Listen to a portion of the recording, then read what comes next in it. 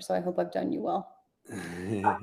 Consider the conversation fluffed. Good time to start the recording, right? What's up, everybody? Welcome into episode 92 of Tequila Tuesday. Extremely excited to have Joel Rodriguez with us today. Joel is not only a current Go-to-Market United member, but is also a former sales leader at 4 venture-backed startups, SaaS companies in particular. After starting his career in strategy consulting, Joel has founded and co-founded multiple companies and has dedicated the last 5 years of his career to helping SaaS sales teams generate more revenue by automating referrals, which is something that, as you all know, if you've been a part of this community for any period of time, know is very near and dear to the Go-to-Market United heart about trying to better operationalize and create less friction in the sales process between ideal fit customers and companies. So we're super stoked to have Joel in here. Joel is the founder and CEO of Referin, which is the platform we're going to be talking about today, helping sales leaders generate pipeline through warm referrals. And Joel, we're super stoked to have you. We've been talking a lot about the sort of nearbound and go to network movements that are happening a lot in the partnership and referral space, specifically for B2B SaaS. And Scott and I have a bet that this is not going anywhere anytime soon. So today's topic, we're going to talk about how to generate more warm introductions to buyers using Referin. And Joel, honestly, like your experience as a sales leader and multiple time founder in this space can just drive a ton of value for a lot of the folks that are in the community, either as individual contributors, as leaders and operators at startups, or even folks that are just trying to get their own thing off the ground. So super excited to have you here. Thank you so much for joining us. And yeah, I hope I didn't butcher your intro, but I'll kick it over to you. That was great. Yeah, I should have you introduce me on every sales call or every. I really appreciate it, and thank you all for joining.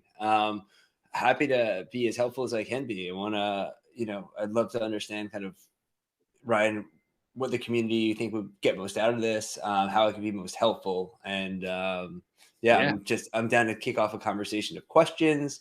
I'm open to talking about Referin, what we do, showing the platform. I could take this in any direction that you guys would find most helpful for you. Well, I freaking love that. So obviously, y'all, the deal.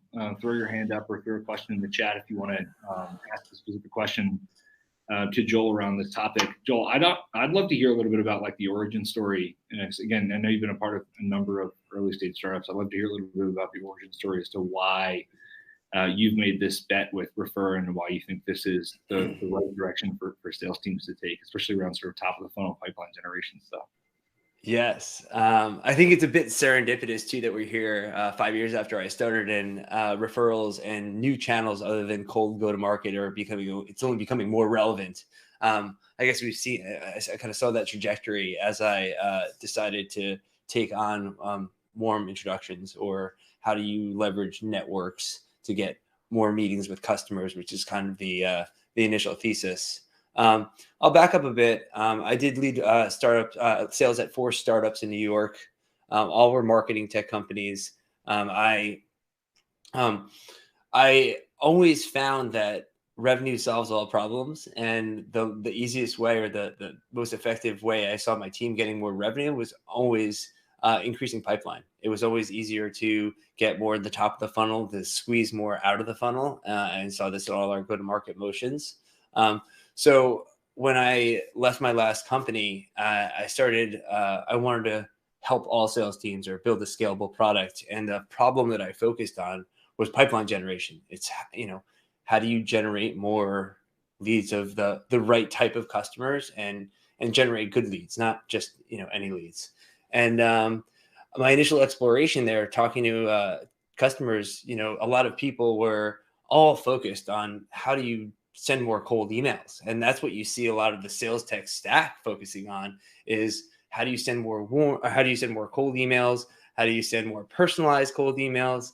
And what we've seen, kind of this steady kind of decline in effectiveness of that channel. And it started with predictable revenue over 10 years ago, when Salesforce popularized this idea that if you send an email, it'll convert at a specific rate.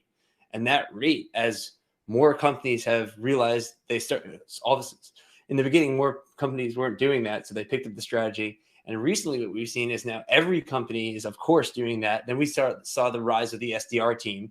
Then we saw continued hiring of SDRs. And then we saw more software that let people send more emails. And now it's more automated. And the last version of this is now it's done for you with AI. So we're just continuing to flood the inboxes of executives and having a harder and harder time, who are having a harder and harder time of determining the signal from noise. And what I think is so effective about the referral is it is that signal.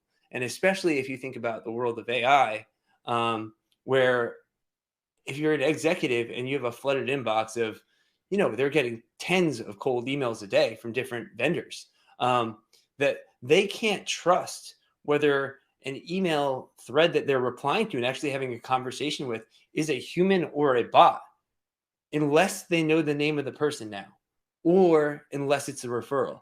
So we're going to enter a world of massive distrust because we're going to have hyper personalization down to the background and even the buyer type of the executive that we're reaching out to. So this channel is going to become even more flooded, but even harder to determine the signal from noise, in addition to becoming more flooded. So I think that we're going to have to, and of course what we're seeing is, continued decrease in effectiveness of that channel. And, we can look at it a number of ways. Thank you. Of course. Yeah. We can look at it a number of ways, whether it's like, how many cold touches does it take to get a meeting now? It's like, now it's over 30 or something. It's something, I've seen different studies, 20 to 30 and some over 30, but it's becoming so apparent that this method is becoming more and more diluted, this cold outreach method. And that's why we're seeing success of other technologies that kind of either help triage leads or help identify what leads have, been to your website or downloaded a white paper, or things like Sixth Sense and technologies like that, which are kind of taking the term warm and appropriating to buyers who have some familiarity with your product. But the best way to get a meeting with a buyer is through a trusted source, is through a trusted relationship. And I focused that's kind of where my initial focus went. No, I didn't answer your origin story, but I'll get back there. Oh yeah, no, that's great. You already jumped in right into sort of the meat of the topic. Like, one thing that I've always been curious about, and I have my own couple of theories as to why, but like, in a traditional sense, why do you think salespeople have often shied away from asking for referrals when they're in a position to do so? Or maybe it's that they don't know when to specifically ask for referrals. Like, what do you think are some of the sort of contributing factors that have inhibited salespeople from actually tapping into that channel more often? Great question. It's a complicated motion, and it takes an incredible amount of time and foresight to get to a result. So people just don't know how to do it. So in all of my sales teams, what I found was that it was me, the sales leader, the CEO, and maybe one or two other people on my sales team that would sort of systematically send referrals. And the best in class was like, maybe we'd copy information from LinkedIn to a spreadsheet, and then, potentially, no one ever did this, but like use a template in outreach to kind of templatize the initial email that was sent out to, potentially ask for an introduction. That's best in class. What you find is that most salespeople don't even do that. And the problem why they're not doing that is, think about it. How many people in a salesperson's network, which isn't the size of an executive's network, what percentage of people know the product that salesperson is selling? Yeah. Very few. And what percentage of those people, like of the whole network, is the salesperson even comfortable enough asking for an introduction?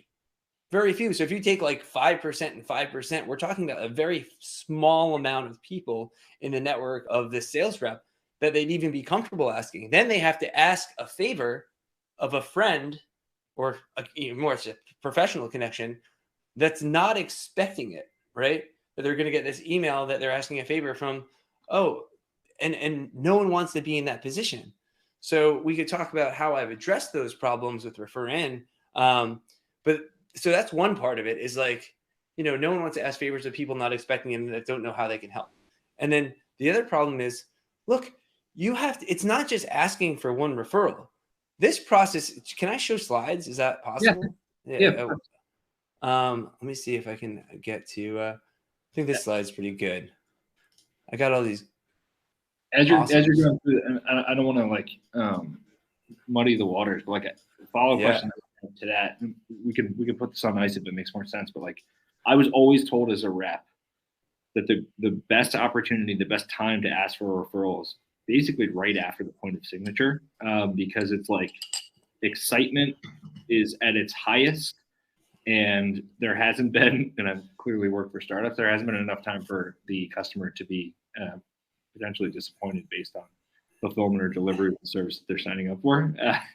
But I always found it, and honestly, if I was working, whether it's earlier days as an IC at a company, or if I had some sort of like bad experiences internally speaking in my organization around fulfillment and delivery, I never felt comfortable necessarily asking for a referral at the point in which I'm signing a contract, because I don't think that my company had necessarily done enough to build up credibility and value delivery with that person to justify asking for an introduction. Maybe that was short-sighted, or I was sort of over-engineering it, but as a tangent, I'd be curious to hear about sort of your thoughts on when is the best time.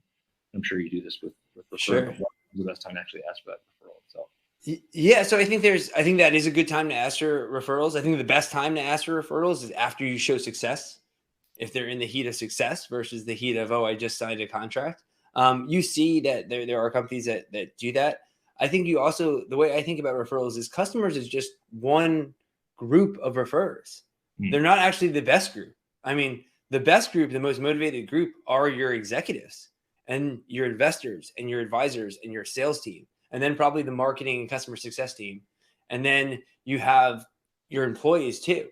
And then probably customers, partners, vendors, and other groups. So I look at it as referrals, not just customer referrals. I look at it as like, where can we get the best introductions to customers? And the stakeholders that have the most stake in the game are the executive investors, advisors, and sales team. Well, so I think that's fascinating. Like, I don't disagree with you. I just don't know. Like, I just don't necessarily have that hardline stance, because like my visceral reaction would be, okay, maybe the board members and the existing team have stronger relationships with people where they feel more comfortable endorsing the product or service, but the customer is the one that's actually, like, again, realizing the benefit of engaging in the company. So like, I guess why would you say that internal stakeholders or even like quasi-internal board members have a stronger pipeline or opportunity for referrals comparatively speaking to like customers actually using the product? I think let's parse those out. I think the desire to make introductions is stronger. I think like versus how good of the introduction it is. I think customers make the best introductions, right? Because they've used the product and they're the most credible to the people, their peers, right? But my point is the people that are most incentivized to help you are not the customers that, or just want to get value from your product. They don't really want to help you. The people that actually have a financial stake in the game and their livelihood and years of work and hours tied up in this product are the ones that are most incentivized. So I think you have a really good point there, but that's a good distinction that is worth calling out. Does that make sense? Yeah. I mean, incentive alignment, I think is. So let me see if I could share this, because you asked an important question, like, why isn't this happening today? Well, it's a very time-consuming manual process. I just put PowerPoint slides into Google Slides if this doesn't look great for everybody, but can everyone see my screen now, right? I mean, if you look at the process that it takes to ask for one referral, it takes a salesperson, say Sally salesperson, to identify a referral, hundreds of clicks on LinkedIn, right? To go through their buyers. That's even if these referrals are visible, because 20% of people don't even have their connections visible on LinkedIn. So they're clicking through LinkedIn, all the shared connections, how many screens do you have to go to find out, and then researching each buyer, figuring out exactly what introductions to ask for. Then that salesperson has to type in the email they're not used to typing, which is a introduction request. They have to request an introduction from someone that's not expecting it, right? Then that person has to get back to them, gets lost in their inbox, gets back to them, and approves that request if they do. Then the salesperson has to type a forwardable intro. The second email, hundreds of keystrokes, again, that they don't know, they don't have a template for, they're not used to typing. They have to ask the target. And then there's the part where there's the connection, right? This whole process is drop off. It takes at least 4 of these, right, to get one introduction. And how many hours or how many keystrokes or clicks does that process take? So, and how intimidating is that whole process for a rep? They just want to send one more cold email on the system that literally does it for them and now writes the email for them. Why don't we send one more cold email? And then they want to go home, right? They don't want to try to figure out this complicated process and don't have the visibility that if I spend 5 hours typing emails and clicking through LinkedIn, I'm going to get the best, one introduction. It's way easier for them to see, oh, if I send 200 emails, I'll get one meeting, right? Cold emails, right? But what problem is, and we'll go back to what I kind of wanted to show before, is that equation just isn't going to work anymore. What we saw during COVID is, this is HubSpot data too, is a 45% decline in the sales response rate. This is pre-AI. So if you're a sales team and you're trying to double your growth year over year or double your revenue year over year, what do you have to hire twice as many SDRs next year to get the same result? And now, and again, the other way that you can look at that is like, how many touch points is this taking now, and how many different mediums do we have to do cold to even get a response? That's not even a meeting. And then once you get that meeting, half those people, some percentage don't show up, some percentage aren't even that incentivized to take that call and to treat your time with value, other than when you get an introduction, if that makes sense. I can go back to origin story if you'd like. I know we went on a tangent. We just dove right into it. No. So if other folks have questions or opinions on this, again, we have a lot of conversations about referrals within this community. Obviously, please feel free to chime in. Yeah, Joel, I'd love to hear a little bit more about the origin story and sort of your experience in founding companies. I'd also like to learn a little bit more, and this is anecdotal in my experience, but we've had a lot of conversations with folks that are operating in this space in particular, and it seems like now more than ever, and maybe it's just because cold outbound is as broken as it is, and the macroeconomic environment is a little bit soft, and companies aren't hitting numbers, et cetera, that there's like a renewed focus on this. But it seems like there's like this wave, and maybe it's recency bias on my part, but like it seems like there's this wave of organizations that are looking to capitalize on this motion because of how valuable they know that it's going to be in the future. I'm curious if there's any like catalyst that you think that sort of led to a lot of companies focusing on this space. I know you've been in it for a few years now, probably before a lot of the folks that have just sort of jumped on the bandwagon, but like maybe it's post-COVID. I'm just curious if there's like anything that you think was an impetus for a lot of people doubling down on focus through this, or if it's really just specifically like outbound's just broken right now. Yeah, it's a good question. First and foremost, like it has like effectiveness. We're just seeing like the erosion of the effectiveness of traditional channels, and sales teams are just need to find other ways of getting meetings. And a lot of the times when referrals happen is like, well, we're missing pipeline. Let's go get a couple referrals to make pipeline, right? Or, a lot of the times too, you see referrals as like the first place people think about to get pipeline, because it's obviously the best place to get pipeline. But I think another factor that you're talking about is just this erosion of trust in general, right? Of how can you trust email? How can you trust what people are saying? How many people say, what percentage of salespeople say that their competitors lie about their product, right? It's like 80% or something like that. So where are people going? And that's why you're seeing this trend of customers too, not going to salespeople. They want to see the product online. They want PLG. They want to try the product before they buy. They want to ask their peer set for what they're thinking before they talk to a salesperson, right? So it's because why? It's because they have a ton of salespeople trying to sell them a ton of things. And I've been in marketing tech, which is one of these these areas that has gone through the explosion, and now we're in the consolidation phase, or MarTech, right? It is impossible to understand even when in marketing tech, it's impossible to understand the difference between the messaging of our product, the products that I were selling, and the competitive set. It's almost like too hard to understand. Like, and we're going to get there with sales tech right now too, because we're in the phase of sales tech, which is following or tracking like 5 to 10 years behind marketing tech in terms of where we are in the phase. We're in this, like, we had this explosion phase of tools, and now we're starting to have the platform generation stage. Now we're seeing, SalesLoft Outreach and Zoom Info, organize themselves as competing platforms to Salesforce or Outreach. Yeah, I said that all. And then we're going to see the consolidation phase, where you see this, like, what are the startups that are all going to be consolidated into the big platforms, right? And now it's going to be interesting too, because we're going to have another explosion of startups with AI. So we've kind of haven't really totally hit the consolidation phase of sales tech. But there are now, you see those Lumascapes where there are, like 1,000 sales tech companies already?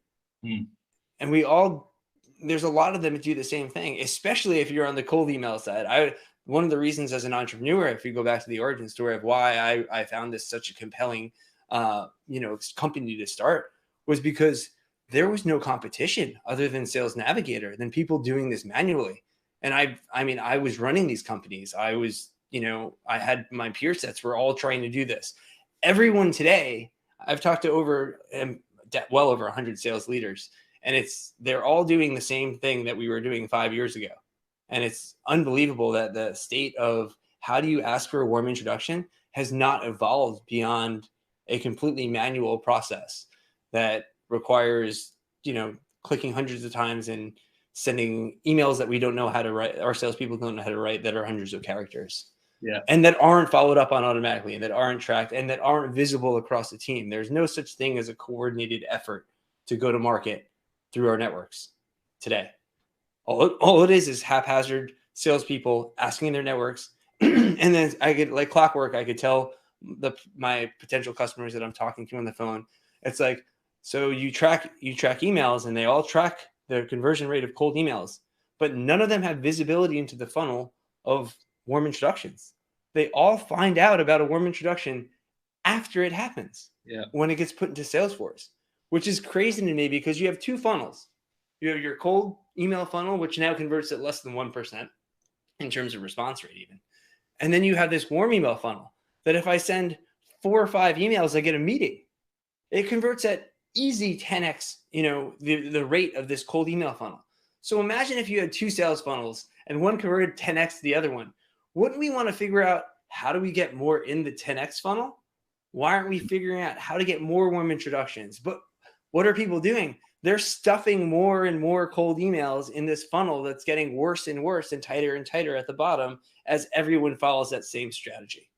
So I think that's super interesting, and I think it's like the fact that 3 years ago you started focusing on sort of productizing the solution to this, because people are sort of chasing after shiny object, and that shiny object shouldn't be so shiny if it's cold email or cold outreach and it's converting at the clip that you're talking to. But like the fact that this, from a productization or sort of ease of use standpoint for both the referee and the referrer, really focused on a ton, I think is a massive opportunity. This is tangentially, like, and something that we're super focused on here with some of the work, and something we're going to be launching over the next few weeks. Like, I think one of the other problems, one of the other problems that a lot of sales teams are facing right now is so many people are explicitly focused on how can I build more pipeline, but then the qualified opportunities they do have in pipe are not getting converted because their account executives are completely fumbling over the process that they're running to be able to effectively run the discovery and be able to provide a solutions presentation that actually shows how your product's going to be able to solve problems for the prospect. So I think it's kind of crazy, and I think a lot of it is chasing after big valuations and needing to justify. And that, we could go down that rabbit hole plenty, but we're focused so much on top of the funnel inefficient top of the funnel. You're talking about efficient top of the funnel. Yeah. But even still, like, so many teams are still fumbling the bag when they actually get an opportunity that is like right in front of them. So I think there's just like the entirety of the outbound process or nearbound process is still just so messy. Yeah. And if there's organizations like yours that are focused on, again, operational efficiency, but also just like better user experience at those endpoints, like I think it makes a ton of sense. Well, salespeople are tired of getting bad leads, of these cold leads that don't, or, cold meetings that aren't interested in what they're doing because they're just doing research, right? If you get a meeting from your CEO that asked a former colleague for an introduction, you're going to do the research and make that meeting good. So this is a solve for exactly what you're saying, right? Sales reps pay attention also when the meetings come through warm introductions. If they're getting it through their network, the executives network, the investors network, wherever a warm introductions come from, they're going to do more work. So this really aligns the sales team in all focusing on, the level of detail my customers go into even craft these emails and make sure that we're leveraging these connections in the best way. Because guess what? After that investor makes one introduction, they want more introductions. They want to make sure that was a successful introduction, right? And we have the exact opposite going on in the cold space, right? We have these SDR teams that are now, and a point that I'll make is that I would be hard pressed to think that most sales teams can profitably hire another SDR. Now that SDR salaries are $80,000 plus all in or whatever it is, right? And that every sales team has an SDR team, and every SDR team has grown over the last 5 years or 10 years, however long they've been in power or been around. That the marginal cost of another SDR has just gone up, and the marginal effectiveness of an SDR has gone down. Yeah. So I think what we're going to see is the smart sales teams are going to get ahead of this. They're going to cut their SDR teams in half, not wind them down slowly. And they're going to say, half of your SDR team, you guys are going to be actually profitable SDRs. They're going to say, AEs, you're responsible. We've been trying to get AEs to be responsible for pipe gen for years. But AEs, you are also responsible for pipe gen. And guess what? AEs are going to wake up to the fact that the best way to get introductions or get meetings is through introductions through the network of not only their network, right? Because that's what we're focused on now. Is AEs think that the only way to get a warm introduction is through their network, because there is no mechanism to see how the network of the company can help them. Yeah. But if we can make visible the way that the networks of the executives, the advisors, the investors, the customers, these groups of referrers we're talking about, if we can make visible to the AEs how that they can be helped, and we give them an easy way and a process to enable to ask for that help, I think that channel is going to be one of the most powerful channels. Granted, it's not unlimited, but it is an incredibly effective channel that is very significant. And again, you're going to get your best deals, especially if you're talking about getting into high-level executives, especially when you're talking about now we're seeing buying cycles all become elongated and everything has to be multi-threaded. Well, how do you get higher up in organizations? I would argue that, again, the best way is not to send more cold emails to the CEO. Yeah. I know I'm belaboring it now. I won't belabor it, but I do think that there's still inherently a problem with, and Scott has been talking about the demise of the SDR BDR model for years, which I understand why. I think one of the problems is, one of the whole point that I was trying to make earlier, which is AEs aren't even well equipped on average, and I'm just talking about on average, not the top certain percent. On average, they're not well equipped to even convert qualified low-hanging fruit opportunities that are coming in their pipeline table stakes already, let alone we need to, one of the big pushes for more pipeline is because AEs can't effectively qualify or disqualify or convert opportunities that are in their pipeline, So I just think that's a major problem, because you can get as many warm qualified introductions as possible, but if the AE is fumbling the opportunity to actually get on the call, then what's the point? I think that we're stuck in between that situation and also account executives, full cycle that don't want to do the first part of the cycle, which is prospect, because it doesn't work. So it's it doesn't work. Yeah. Or when you're probably when you're only if you're a new AE, you're going to go and try to send cold emails. That's what they're telling them to do. Of course, they don't want to send more cold emails. It's not effective. They right. So I really love what you're saying in terms of like activating the second and third degree networks of these ICs, because you're 100% right. Like people think about referrals based on your own network. And if I'm an AE that has 500 connections on LinkedIn, maybe not really within the wheelhouse of who I'm selling to, it's like, how confident am I that I'm actually going to be able to convert referrals from that? But when you're talking about stakeholders within an organization that have these sort of like compounding network effects, why not take advantage of those opportunities? I guess. So I think the solution makes a ton of sense. And yeah, if you want to speak more about so you have these every organization, right? All these organizations I work with, they have these gold mines of networks. All these executives have thousands of contacts and investors and advisors. So you have this pool of hundreds of thousands of contacts that are just dormant, that are just sitting there. There's revenue in the networks of all those executives, advisors, investors, customers. The question is, how do we unlock that revenue, right?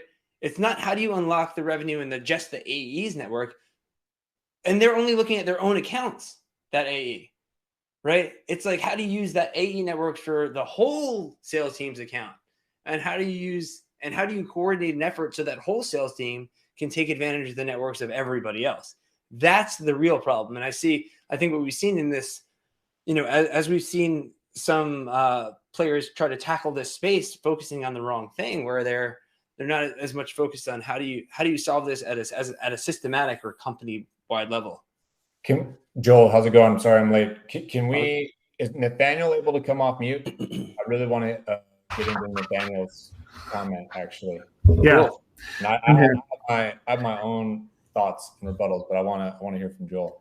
My question was, the cynic in me wonders how many company executives with making referrals don't know their own products well enough to do so well. It's interesting. It's a funny question. Interesting question. The answer is it shouldn't matter, because the salespeople should be writing these emails for the executive. We should be having templates that we're even looking at across the team, that we're figuring out what's the optimized referral ask template that we should be asking, so that these templates, these asks, they don't need to know the messaging of the product, because what Referin actually does is we're the only product that enables us, the sales team or salesperson, to essentially put the words in the mouth of the executive by giving them a template that is so easy for the executive to send that 5% of them will make changes to it or whatever. Everyone's going to write maybe a first, sentence or two to make it to customize it. But then, just like salespeople, they're going to leave here's the message that we're sending, and it's a direct message that seems like it comes from the executive. So I don't have the answer to that, because it's a problem that never really got started if you're handling this in a systematic way. Because what we do at Referin is we templatize warm outreach, just like you would templatize. I want to come, Nathaniel. I'm going to pick on you for a second. Yeah. Because I think this is one of the ways that people are thinking still about referrals and go to network and nearbound, still thinking about it wrong, because we're imagining that these people have to do any selling. They don't have to do any selling whatsoever when they're armed with specific messaging and they don't do anything else other than really make an intro. I don't have to sell shit. I don't need to know the product, let alone demo it. I didn't need this much information, and this much information being provided to me actually means I don't need to know anything. Is that I think. Sorry, is that under the assumption that the exec is being approached with, these are the accounts I'm trying to break into? Because I'm talking about like their ability to self-identify who's the right ICP. Like I don't necessarily know that a ton of advisors or executives that do that. If I'm coming to an exec and say, hey, these are the 5 accounts I'm trying to break into, here's why, can you facilitate the introduction? That seems like a way easier ask. Maybe I'm not And Nathaniel, let me know if we're missing the mark on the crux of the question too. No, this is a quality discussion. I'm enjoying it. So with there was a comment about like the reputation. Every executive working in a company should believe their product helps the ideal customer profile. So then the only question is, can we identify the ideal customer, and can we get the messaging in front of them that matters? And that's essentially what I've solved with Referin. What Referin does is we identify. Am I misinterpreting that? I saw a comment not. So essentially what Referin does is we're oh, good. Yeah, I was just saying that it seems like you and Scott are like talking separate ways. Like you're talking about internal referrals going out, and Scott's talking about like go to network, like people that can actually refer in from the outside. I don't think I am. No? Okay. Go to you. Think about the last company you worked at. Go to your HR person and ask them for the value prop of what you do. Yeah. No, I'm aligned with you. I don't think they know. They know it. Go to your CTO and ask them to articulate the value prop in any kind of sales concise messaging. No way they can do it. Yeah, I'm totally agreeing with you. Like that was a sarcastic question. Like the CEO doesn't know the value proposition. Like I just spoke with a CEO today, CEO and founder. I've been working with these guys for 6 months. He can't articulate it. Like, we have a conversation with him. I have a conversation with him every week. Okay. We sit in a room, there's a circle of people around the table. Like, what's your value proposition? He's like, well, it depends on blah, blah. I'm like, no, like you've already lost everybody. So, right. And my point is that there's two things that we need to solve here, which I've architected Referin to solve. And you guys, we've talked through both of them.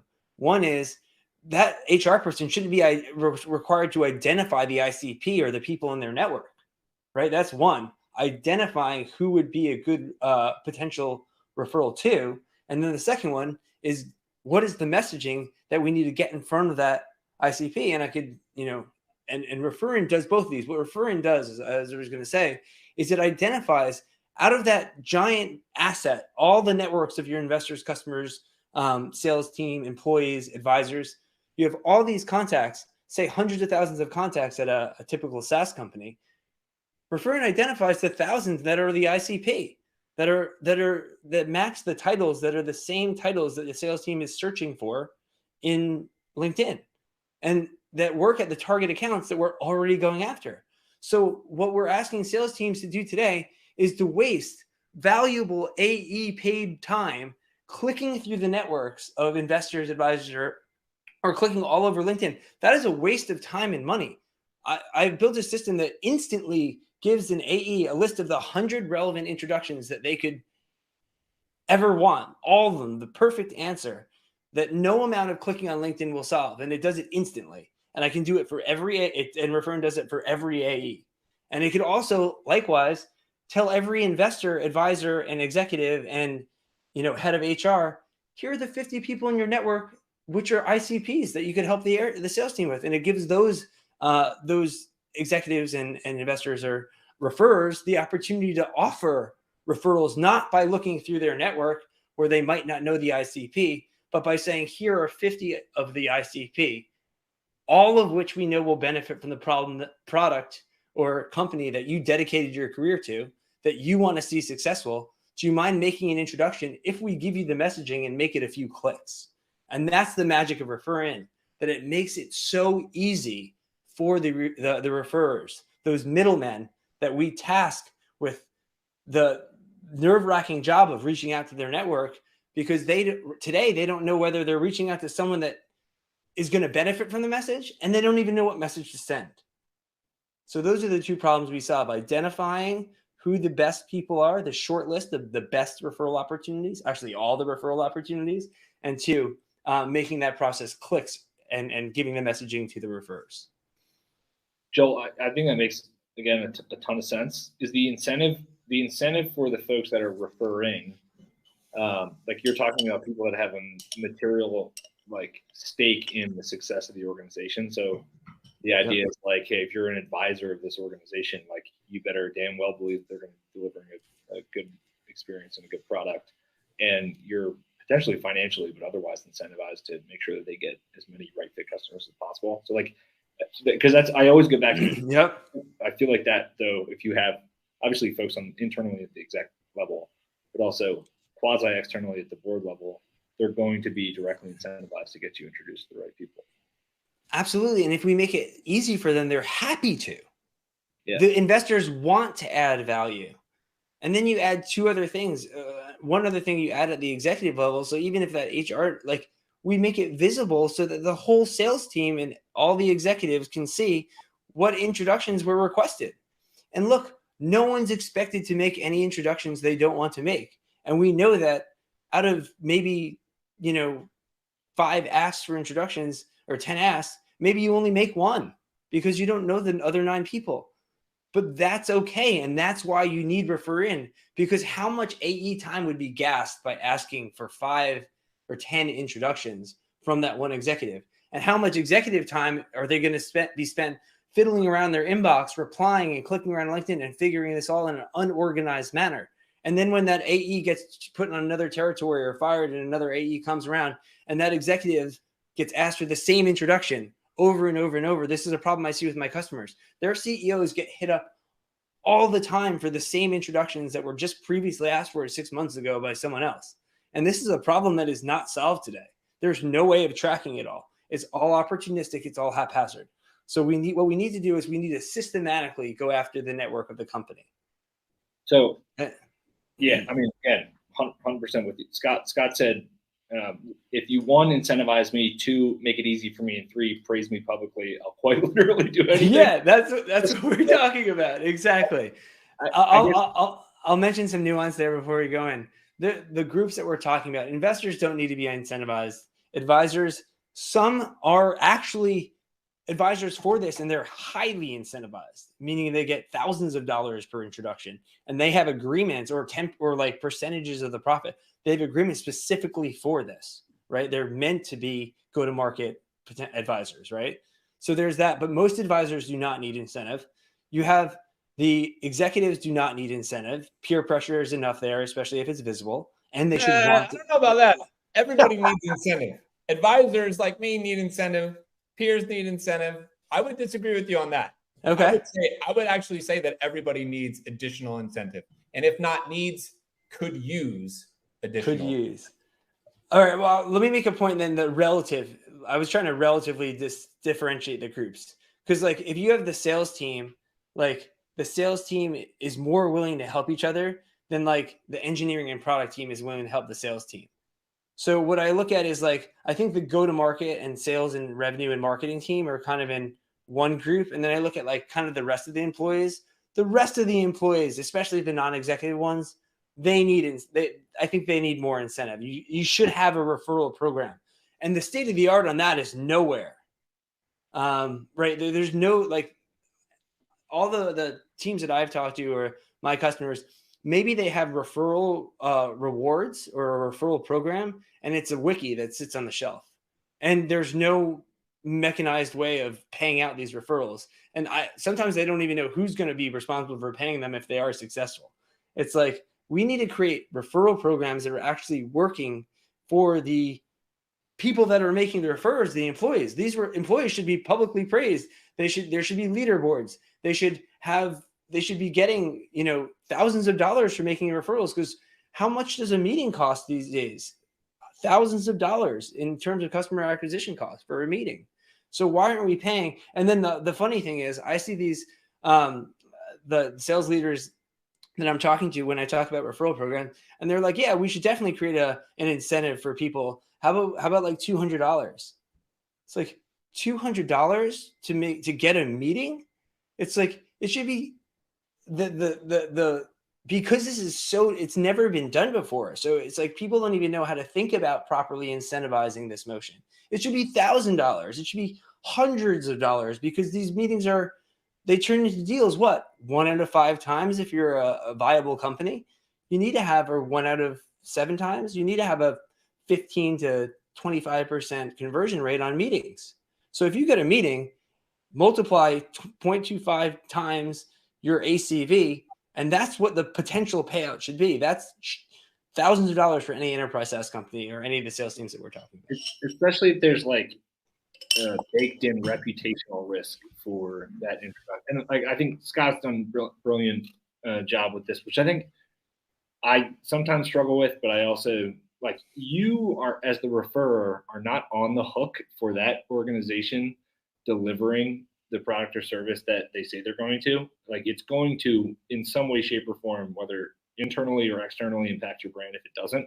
But the reality is like it is on the company to fulfill what it is they're saying they're going to fulfill, and it is on the buyer to do their own due diligence to make sure that it's the right solution for them. Just because you trust and love me as a friend or a partner or a colleague or whatever for years doesn't mean that I'm going to know one for one that this is the right solution for you. So I think there is some sort of like, it does work because you still got to do your work, company and buyer. I'm just trying to help you both cut through the noise to hopefully solve a problem for the person that's purchasing it and acquire a new customer for the person that's selling it. That's some, I think, head trash that people get caught up in. Can I? Oh, yeah. go ahead. No. Go ahead. And I had another follow-up question. What I was going to say is we're talking about how to solve this problem. I spent 5 years developing the solution to this problem, and all of you are sales leaders that will instantly understand this. I'm happy to show you the product, and then we could talk about, why sales teams aren't using this product instead of anything else. So look, good. I guess that actually, because this is the how. You can't do it without software. You can't do it without Referin.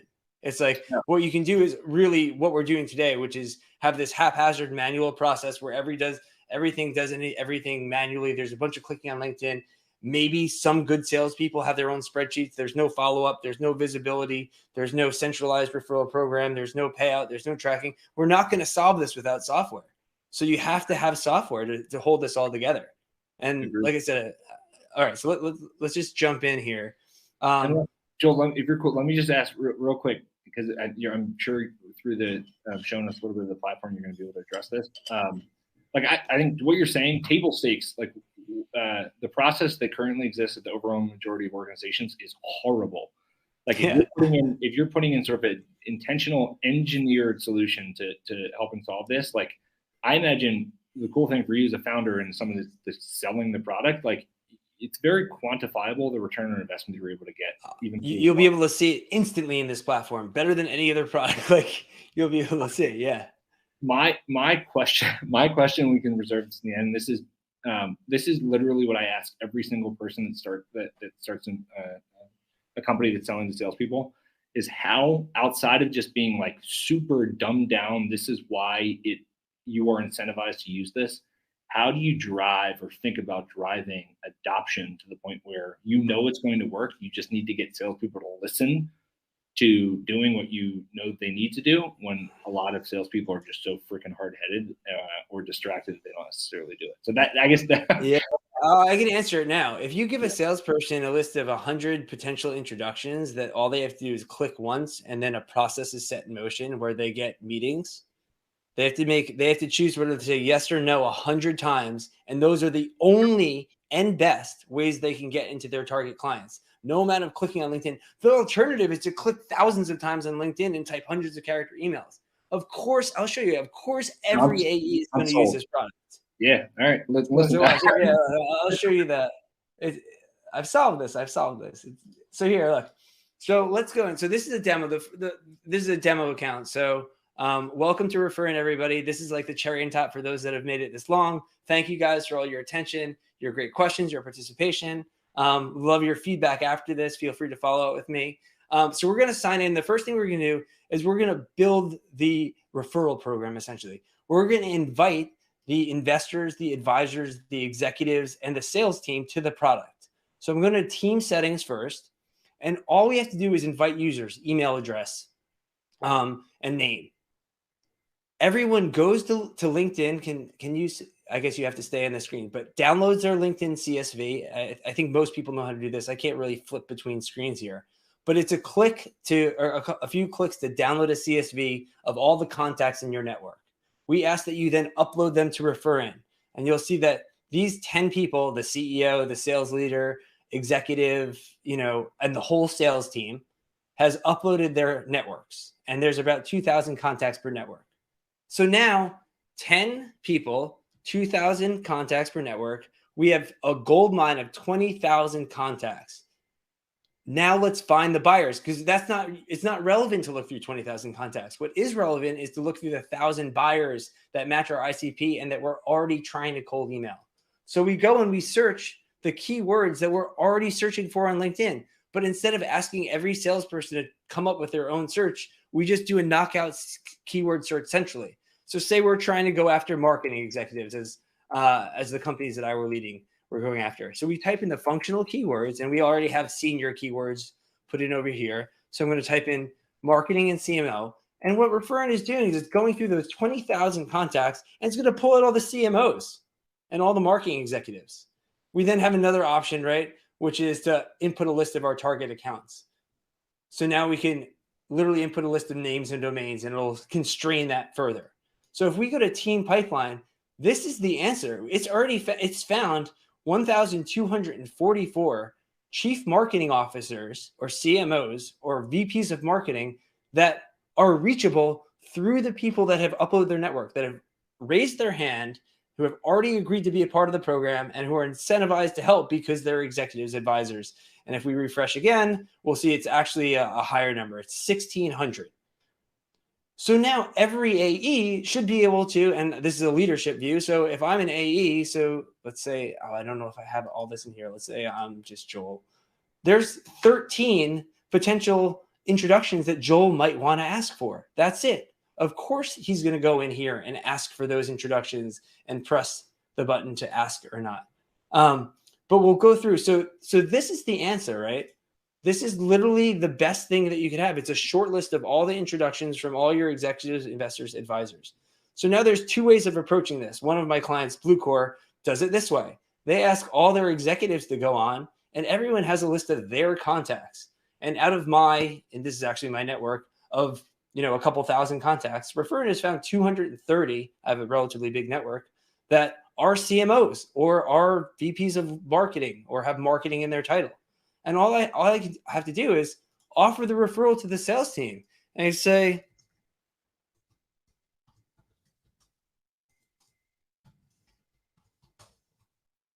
and now this has to be a workflow. It's a complicated workflow. So that email goes to the sales rep, and the sales rep gets an email saying, would you like this introduction from Joel?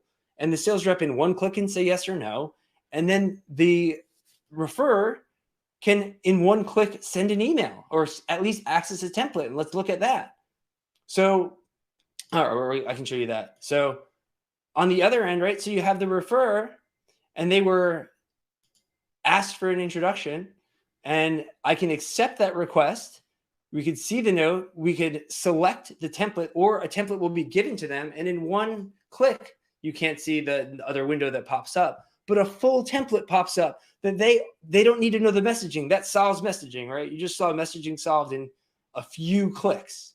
That's all it took. On the other end, you asked, right?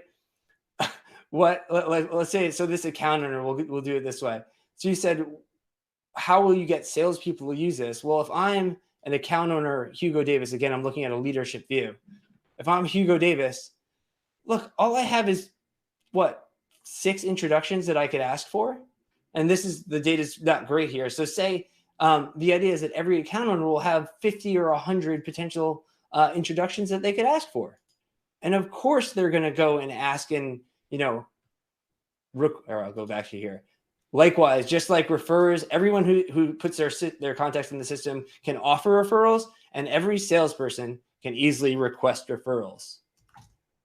Not that I'm encouraging more over the shoulder management, but from a leader's perspective, if you have visibility into the potential opportunities for introduction, as part of a pipeline review, I'm also going to want to know, did you request these intros? If not, why?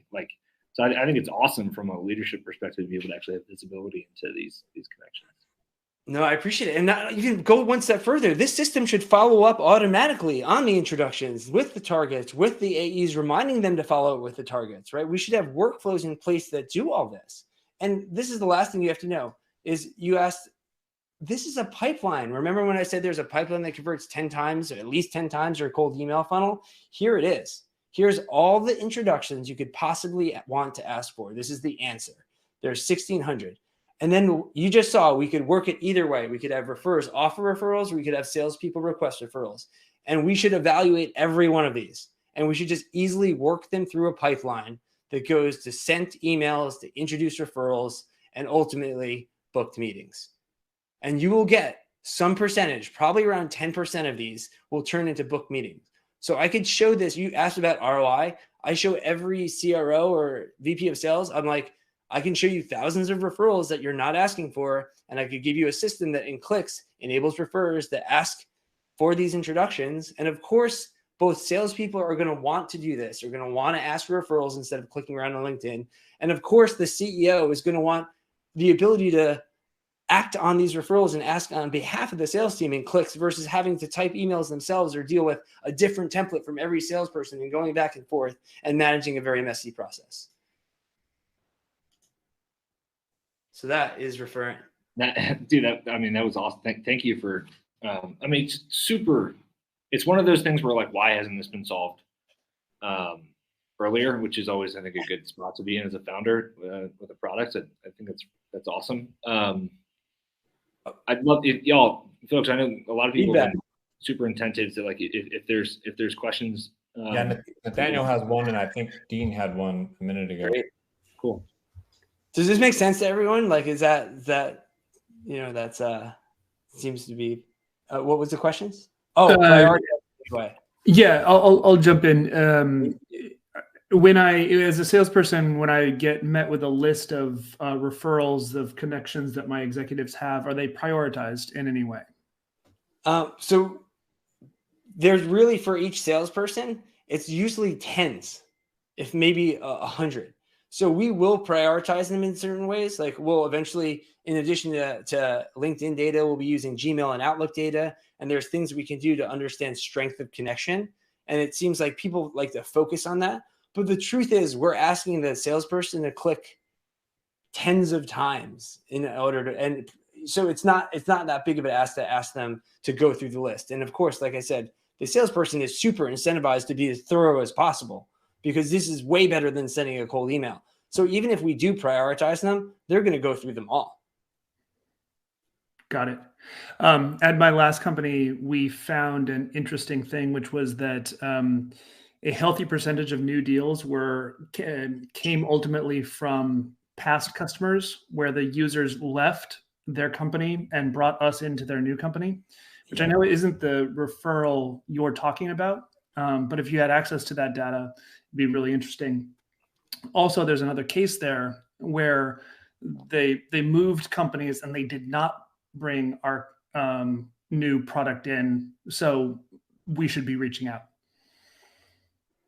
Yeah, I think that I think that's a use case that we can cover absolutely, and is something that we could plug into the CRM to understand that data, right, and highlight that. So there's a number of different, like I said, I didn't want to get too preoccupied into how we're going to prioritize this because we're already going from the status quo today, which is let's try to understand where the referrals are from tens of thousands, if not hundreds of thousands of contacts, probably 90%, which we don't have visibility into anyway, to a list of tens or hundreds of contacts where it's already such a huge benefit that I haven't focused on building that because I don't think that that's the problem we're solving. I think the problem we're solving is identifying the short list, not prioritizing the short list.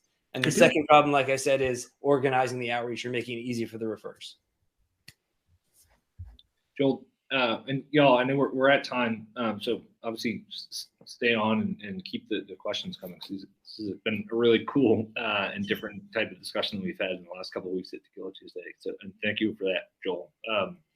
Absolutely. Thanks for having me. It's really important, but like, how do you think about individual? Like, okay, so when I think about if I leave an organization and I'm leveraging something like Referin, I found value in it as an individual contributor, and I want to continue to tap into it. Like you can find an AE that then is an evangelist for Referin, brings it their next organization, similar to what Daniel's talking about. I guess I was going to ask, how do you think about sort of bringing your connections and network with you if you leave an organization? But it might be thinking about it the wrong way, considering you're not necessarily looking at that IC's network, but you're looking at the network of the organization itself. I don't. No, great question. Great question. Yeah. So the idea is, look, there's a group of contacts that is relevant at any given moment for an organization. It's the current AEs, executives, investors, and advisors. When the sales team turns over and 20% get fired and you hire another 40% every year, we need new connections. We need to update those connections in this pool. And then Referin has to constantly be updating that shortlist so that at any moment when any AE signs in, they see the relevant data. Not the data of the AE that left 6 months ago, but the one that joined tomorrow. And then if the sales team decides to go after a different ICP, we need to be easily able to put that in and identify the shortlist. And as territories change, we need to do that. And every day people's networks are changing. So it should constantly be updating these lists as people add connections or as people in the networks change job. So this isn't right now we're limited to thinking about this process as like, we download our networks, everyone download their networks, and we're going to go use them and go for referrals. That works when you have a team of 10 people and you have no capability of having an evergreen list of potential referrals that is constantly growing as we add to the team, add to investors, add to advisors, and go after different ICPs and change our territory. So this needs to be a capability, and that capability is to constantly identify the most relevant shortlist of target referrals and to, with the best messaging and with the most ease possible, enable the sales team and those referrers to execute on that and track it to prove ROI. So you can always tie it back to the dollars that this makes. Yeah. Cool.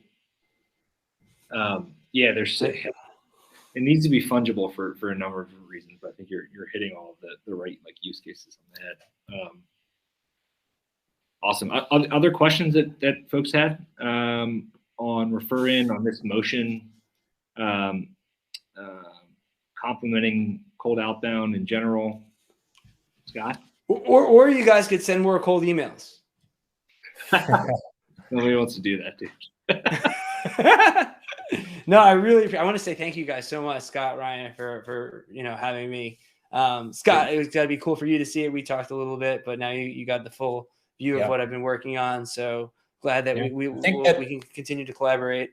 But yeah, I think that the topic has now sort of come out from the shadows, and I would say is on people's mind. And I think that they're starting to think about, maybe I should do this. How do I do this? What's the best way to do this? We need to do this.